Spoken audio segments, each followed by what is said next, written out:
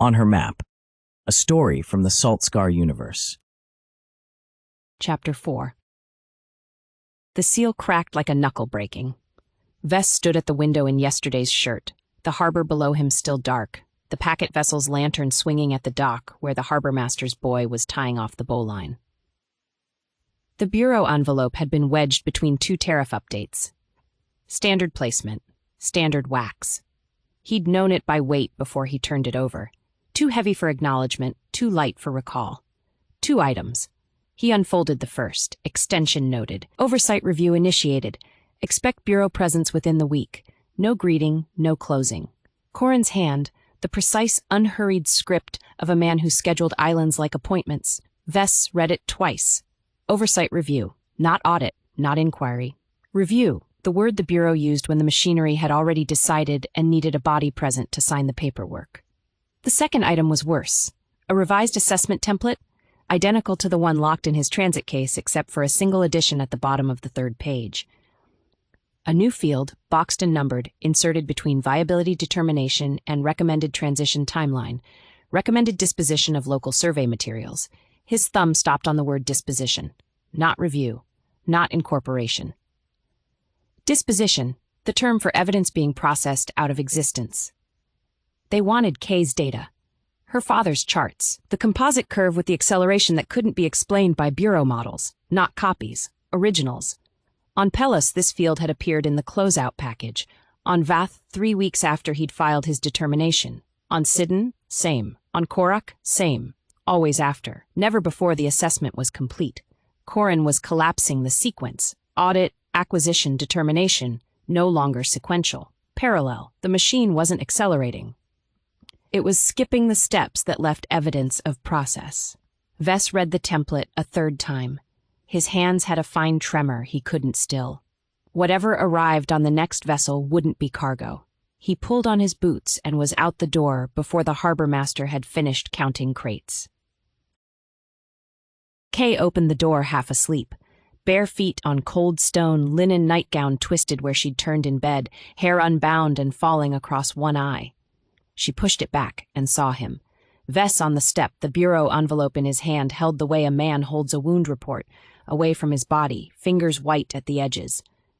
The extension came through. Her face broke open. Relief first, then triumph, cracking through the exhaustion like light through a split hull.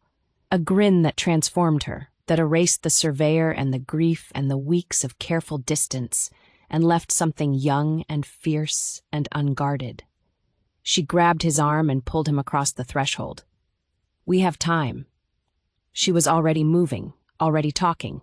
The charts, the substrate data, the stations they could resurvey before the oversight team arrived. Her hand stayed on his arm, and the heat of sleep radiated off her skin into the pre-dawn chill of the kitchen. If we get the composite to Torath before. She stepped closer. Her palm moved from his arm to his chest, settling over his sternum the way a person touches something they've been thinking about touching for weeks. He went rigid, not cold, not withdrawal. The flinch, his whole body locking against something behind his ribs, every muscle seizing as though she'd pressed on a fracture he hadn't told her about. His breath stopped, his jaw set. She felt his heart slam once under her hand before he caught her wrist. He lifted her hand away, held it between them for 1 beat. His thumb settling against her pulse, pressing there, reading her the way she reads stone.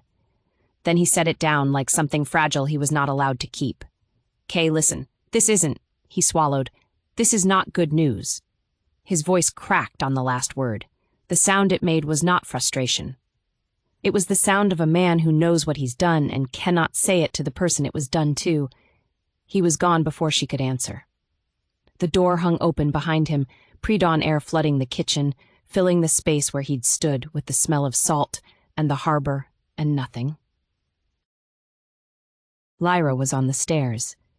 Kay turned from the open door and found her mother 3 steps up, nightgown white against the dark wood, bare feet on cold stone, one hand on the rail and the other flat against the wall as though the house needed steadying. Her face held the particular stillness of a woman who has been listening longer than she wants to admit. He's right, Lyra said. She came down 1 step. It's not good news. Kay's hand was still curled against her own sternum, holding the shape of his chest, the slam of his heart, the moment before he'd peeled her fingers away. The pre-dawn cold poured through the open door and she didn't close it. You knew. I know how bureau extensions work. I've read. You commissioned my survey as a bargaining chip. The words came out raw, stripped of the surveyor's precision she'd spent weeks building. You negotiated our surrender for 6 weeks before you told me. You sat across that table and watched me present data you'd already sold to Hirsch, and you let me think, Kay. And now you're going to stand there and explain to me what a Hershey operative means when he... She stopped. The sentence hung between them, half-born, its ending a door she had walked up to and found locked from the inside. What a Hershey operative means when he holds your wrist like it matters and then sets it down. When his voice breaks. When he runs. Lyra waited. The silence had weight, not the communal withdrawal of broken promises, but something smaller and worse. A mother watching her daughter refused to name the thing that just happened to her. Kay crossed to the kitchen table. Her father's chart case lay where she'd left it, leather cracked, octopus gall stains dark along the spine.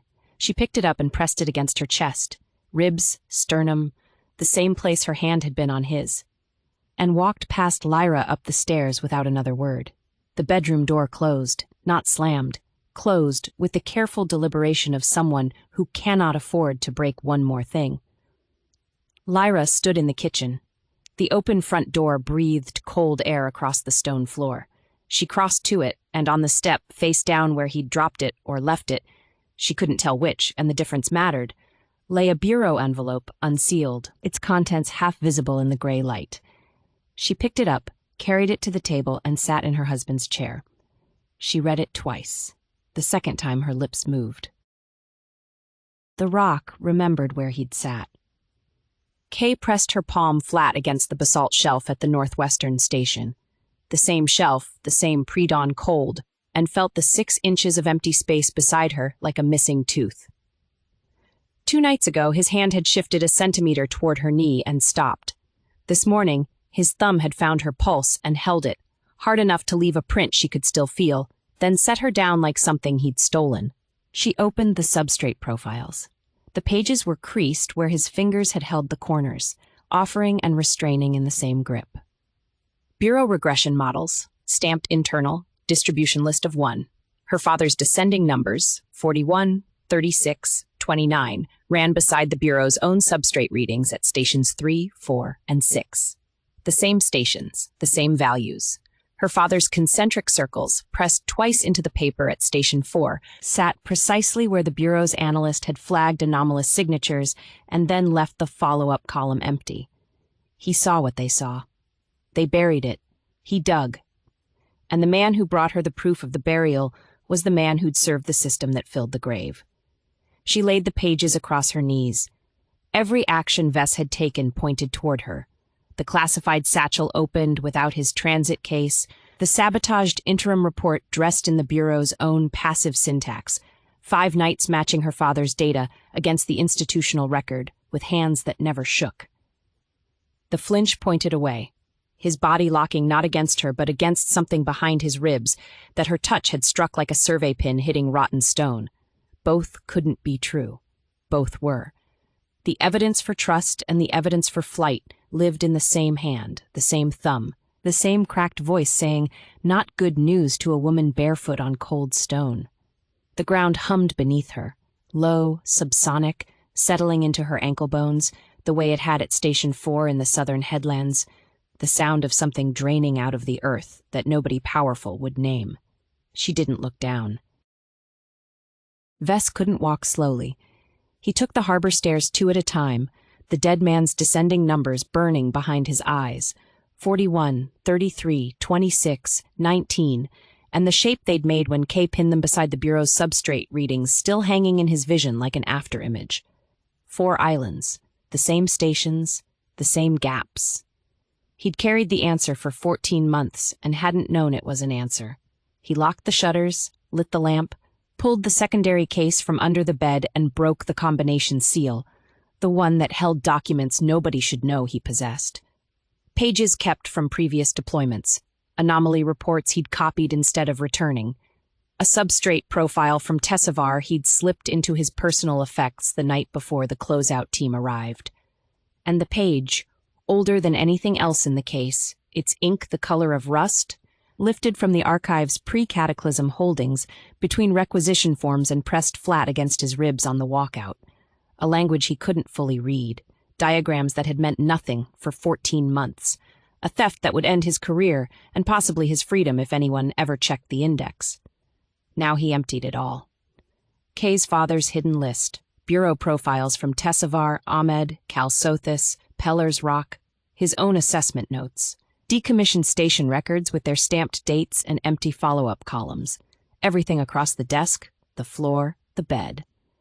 He knelt and arranged the bureau profiles by date. The father's measurements filled the bureau's abandoned gaps, station by station, island by island, 2 datasets interlocking like broken halves of the same bone. Not erosion. Something beneath it. Something the bureau had measured on 4 separate islands, logged into reports no one would read, and stopped following. He pulled the stolen page from the compartment and held it beside the father's descending series for the first time. The old language hadn't changed, but the diagrams, the columns and notations he'd stared at for 14 months without comprehension fell into the dead man's framework like a key settling into a lock it was cut for. His hands stopped shaking. The rest of him started. The door was unlocked and the room was wrong. Kay stood in the frame, one hand on the jamb. She'd rehearsed the walk down, the apology shaped and reshaped across 3 blocks of Harbor Road until the words sat smooth as survey stones, for lashing out through her mother, for the hand on his chest, for pushing when every signal said he was already falling. None of it fit what she was looking at. Papers covered the desk, the floor, the bed. Bureau forms with their carbon backing peeled apart and spread flat. Substrate profiles she recognized, her father's ink, the concentric circles, the descending numbers, pinned beside official sheets stamped internal. The classified index lay open on the floor, its leather case upended against the bed frame. She had never seen his room disordered. She had never seen a surface he hadn't squared. The chaos had a shape to it, a radiating pattern, as though someone had been sitting at the center and pulling documents toward himself in widening circles until the circles broke.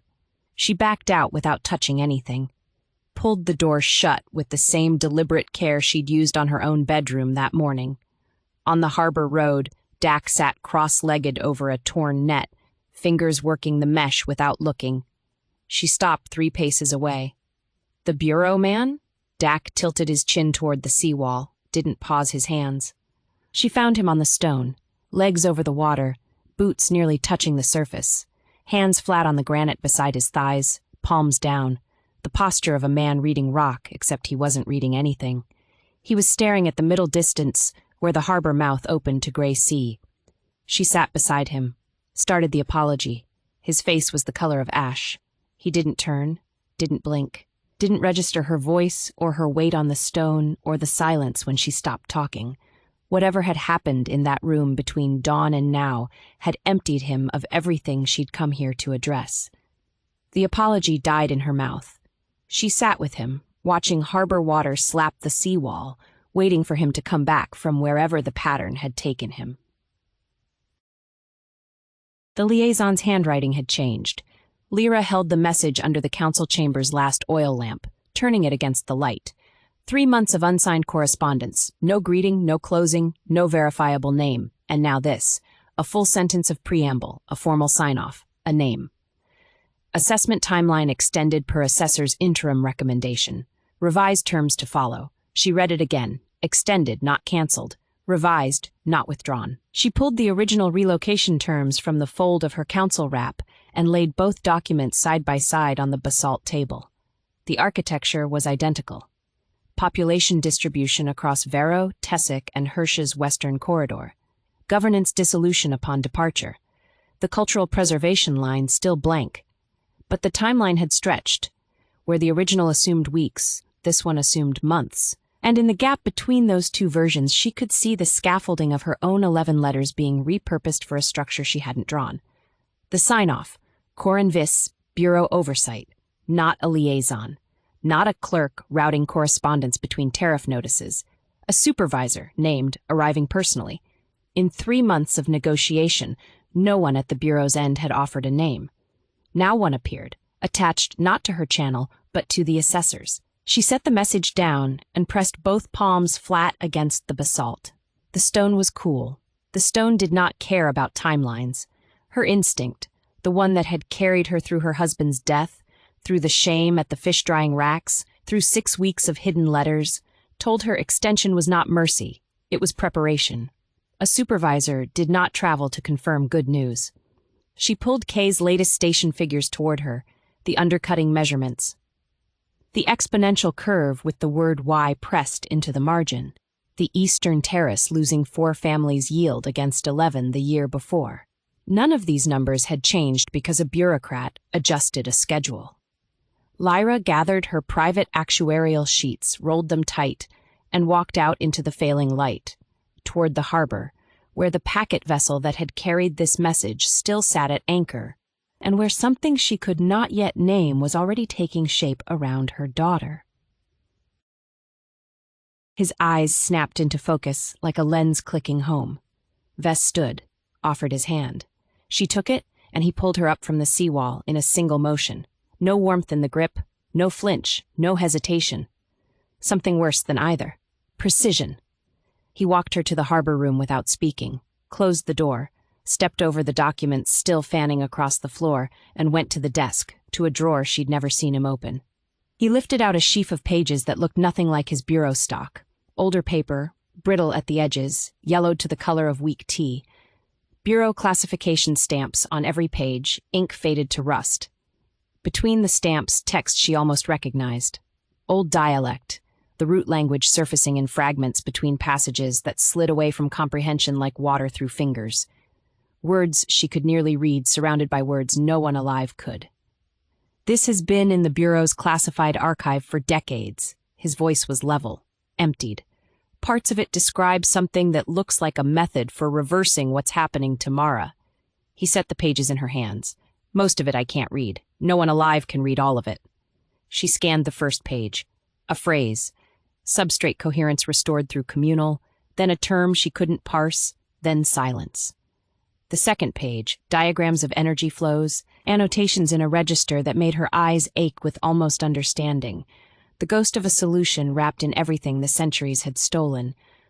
But this says there might be a way, he nodded. She turned the page. More classification stamps, dates spanning decades of Bureau custody. And the Bureau never followed it. He nodded again. Your father's measurements are the proof that the pattern in this document is real. Together they're a lead no one can dismiss. A breath. But only if the document survives. I need you to hide it where I cannot know. She pressed the pages against her chest. Sternum, collarbone, the same place her hand had rested over his heart that morning before he set it down. He noticed. His jaw tightened a fraction of a degree. She saw him notice, and neither of them spoke about it. Lyra pulled the attic ladder down before the last light died. The boxes were where she'd left them 11 years ago, stacked behind the winter sail canvas, labeled in her husband's hand with dates and station numbers she'd stopped trying to read the season after they buried him. She carried them to the kitchen table 2 at a time, arms burning, dust coating her forearms to the elbow. The Bureau extension letter sat where she'd placed it that afternoon. Corin Viss's name drying in the lamplight like a stain that wouldn't lift. She worked without thinking. Hands knew before her mind did. Anything bearing an island name she couldn't place went left. Tessavar, Omed, Calsothis.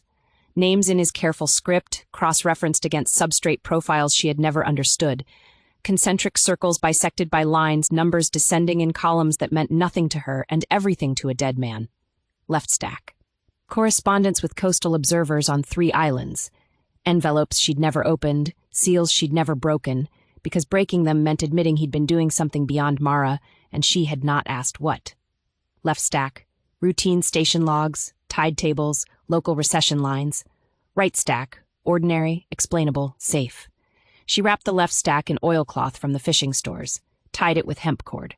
carried it through the back garden and down the terraced path behind the council hall to the root cellar cut into volcanic rock. Dry, deep, known only to elder families whose word was bond and whose silence was law. The false stone her husband had set 20 years ago moved on the first pull. He'd carved the grip to fit her hand, not his. She pressed the bundle into the dark space behind it and sealed the stone back. Her palms smelled of octopus gall ink, his ink, 11 years in the paper, still sharp enough to find her. She climbed out, brushed volcanic dirt from her knees, walked home past the harbor where the unmarked vessel rode dark and low at the outer mooring, no lantern, no flag, no name on the hull. She did not look at it twice. Once was enough. The upper terraces were empty and she climbed fast. Her father's leather case rode tight against her ribs, the classified pages inside pressing their brittle edges through oilcloth into skin. The moon sat behind cloud. Good.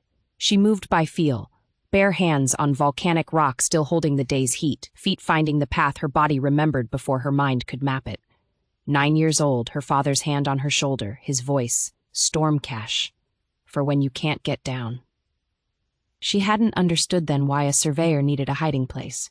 She understood now. The cavity opened like a mouth in the basalt, a horizontal fissure masked by a lip of solidified lava flow, invisible from below, dry even in the wet season. She wedged herself into the overhang and opened the case. 2 sets of pages.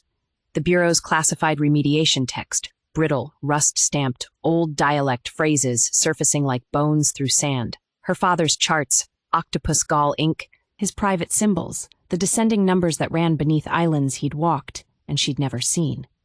She held both against her chest, then separated them. The Bureau document went deep into the recess, wrapped twice in oilcloth, pressed into a crack where moisture couldn't reach. His charts went back into the case, against her body. She would not bury his work beside the institution that buried him. She sealed the cavity with loose stone, 3 flat pieces, 2 wedged, 1 balanced, memorized the configuration the way he'd taught her to memorize station profiles, and descended. Halfway down, the harbor resolved below. 2 vessels. The regular trade ship rode at its usual mooring, lanterns lit, hull high on the water. But at the outer mooring, dark, riding low, no flag, no lantern at the masthead, a second vessel she had never seen in Mara's harbor. Between the 2 ships, lights moved along the dock in a pattern that was not fisherman. Deliberate, coordinated, 6 lanterns minimum, spaced evenly, advancing toward the harbor road. Kay stopped on the terrace slope. Her hand closed around the case strap until the leather bit her palm. The wind off the water carried nothing, no voices, no creak of rigging, and the silence was worse than any sound she could have named. 2 men in Bureau gray flanked him at the harbor road. They used his title. The taller one smiled and gestured toward the office with an open palm, the courtesy extended to colleagues, not prisoners. Procedural review, he said. Vess walked with them. A man who runs confirms everything. The office had been his 12 hours ago. His lamp, still burning oil he'd trimmed that morning. Now Corin Vess sat behind the desk with his jacket unbuttoned, sleeves precise, a file closed beneath one hand. He looked up when Vess entered, and his face opened into something warm, almost relieved. "Sit down." Corin nodded at the chair. "Long trip, rough crossing. I wanted to see the island myself before we finalized anything." The door closed. The lock turned from outside. "Your interim report recommended extended study." The warmth didn't leave his voice. He said it the way a mentor corrects a promising student, gently, with visible investment. "Your directive specified viability determination only. The anomalous substrate data warranted. We found some very interesting pages in your secondary case." Corin opened the file, not hurried, the way a man opens a gift he's been saving. Copied anomaly reports, a substrate profile that left Tessevar's official record the night before closeout. He turned a page, let the silence hold, then looked up with the same warmth. Even more interesting was what we didn't find. He closed the file, set both palms flat on the desk. "A classified archive document, Requisition Series 471, is not in your transit case, not in your personal effects, and not in this room." His tone carried no accusation. It carried patience. The patience of a man who believes the system works because he has spent his career making it work. You understand I'm not asking what it contains. I'm asking where it went. Not a question. A statement wearing the shape of one. Corin waited, unhurried, almost kind. Vess's hands rested on his knees, perfectly still, and he said nothing at all. On her map, a story from the Saltscar universe. Written by Julia L. Vale, produced by Muck Neon.